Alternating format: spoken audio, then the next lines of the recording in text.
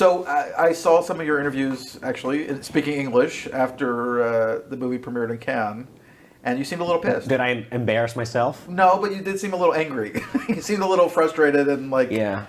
And I actually, having seen the movie, pretty much agree with you. I think that certainly the Cotillard irritations or whatever the critics had were kind of stupid. Because I thought it was actually really interesting that she was going against what she does. She was playing something completely different than she usually plays, which was kind of great to watch. I mean, I'm so very fond of her and I love her so much. And I'm very flattered that, as a matter of fact, she's actually very proud of that performance. I mean, she's not, she's not all over the place and crying and screaming, and the others are, though. But, she's into another dimension of acting. And I love that. I love that she's the only one who's listening. She's the only one who listens. She's the only one who's watching. She's the only one who gets what's going on and who has a level of reading that's, she reads under the surfaces, and she's just... So I appreciate that she is the one character that has a sense of the other, Mm-hmm.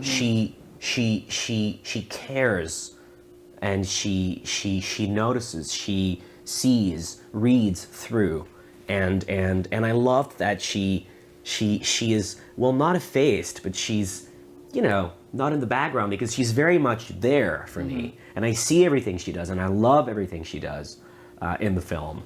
But of course, she is not as vocal and not as loud and not as and I don't understand the correlation between her celebrity and her notoriety and the fact that she should be vocal or screaming or given, what the others are given. That's not her character, and that's mm-hmm. and I will always remember, everyone had said yes, and I was waiting on Marion, and I was like, oh, she's gonna say no, she's gonna say no, I'm sure she's gonna say no, and she called me very late at night.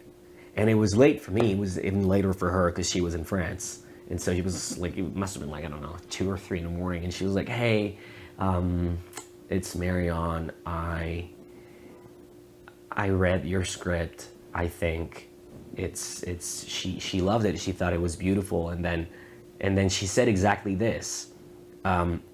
I don't really know. I can't really get my head around that woman. I don't really understand mm-hmm. what I'm going to do. I don't know how I'm going to do, how I'm going to act. I don't know how I'm going to build this character, and I'm scared.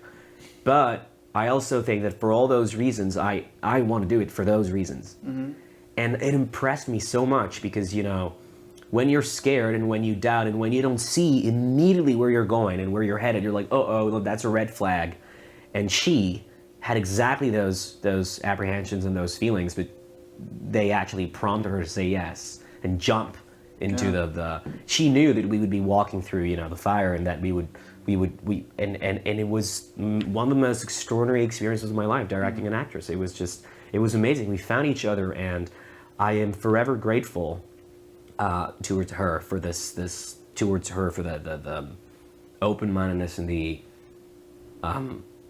courage, the curiosity of going into the unknown. So when the reviews, said she was boring or underexploited, I'm like, which would be to say that when you are an actor who's been lauded as extraordinary, as a major talent in her generation and in the scenery of actors, that you can only be given certain roles where you are exploited to your most, optimal values. So you gotta scream, you gotta cry, you gotta, it's a very poor understanding of what acting is.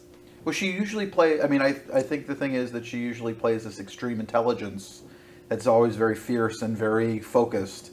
And this woman, for the minute you look at her in this film, her face is open in a different way. Her eyes are kind of bright and shiny, and she's not stupid, but she has that. Obviously she's not stupid. She has she is listening and hearing things, but she has this kind of softness and lack of kind of the sharpness of intelligence that you usually expect from her. And I think that's maybe what threw people off. I just think her intelligence in this film is not as developed as her sensibility. Right. But she clearly is very intelligent. She's just not expressing it in a it's to me, There's a scene where she is sitting with the young hero of the film, the younger protagonist who's coming home to tell his family he's going to die. And she's sitting with him for the ones, people who haven't seen this film, so I'm guessing everyone. They're sitting together and everyone, everybody's talking and they're actually screaming and giving each other hell and about something, unimportant, such as how you're dressed or whatever, and they're just fighting, and it's just, it's mindless chatter again and again and again and again, and the lead character sinks into his own mind, and he's just, getting lost in all this and just thinking, oh my God, how am I going to tell my family I'm dying with all the shit that's going on? And she's sitting right next to him, and she has, with the years, she's become herself, quite indifferent to that sort of energy and atmosphere, people just, picking on each other. So she's just herself withdrawing from that and looking at him and asking if he's all right. And then she sees in his eyes, she has this sort of arc that goes from, and I remember being on set and doing this with Marion, like I was on my knees and she's here and I'm here and I was talking to her and I'm like, okay, so first you look at him with your smile and then you ask him if he's all right, and then you look at him in a different way, tilting your head like this, and then you look down and look back, and suddenly the smile thrives. You lose your smile, and you understand that he's dying. And we did that whole arc together, and that to me is like one of the most, a piece of acting, a moment in a performance that I'm the most proud of in my entire life, because there are no words, there are no tears, there are no, there's nothing rewarding here. There's nothing, well, there are things that are rewarding to me, but it's not, there's no, she's not showing off, she's not, there's nothing. There's just the silence and the eyes. And she did that so well.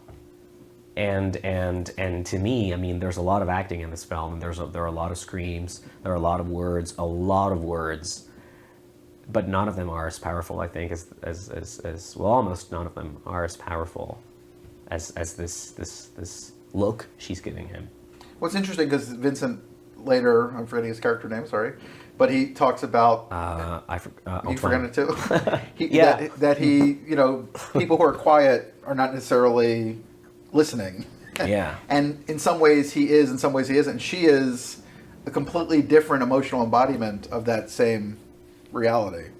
She's she's a true empath. Yeah. And he is not really, though he occasionally hears things that he's not supposed to be hearing, or you don't think he's hearing. But yeah, it's an interesting pairing in that way. Well, they're completely, they're complementary in a way that they complete each other. She is the ears and he's the mouth. He's just shouting and shouting and shouting, saying everything he hates and everything but he understands everything. This family, they understand everything. They feel everything. Mm. They just verbalize it in a very messy and disorderly way. But and they talk, but they don't really talk to each other. She's not from that family. Mm-hmm. She is from another upbringing. She's from another energy, another type of compassion, and she's learned other things. She's been brought up in a different way. This is part of your education, listening to others or not.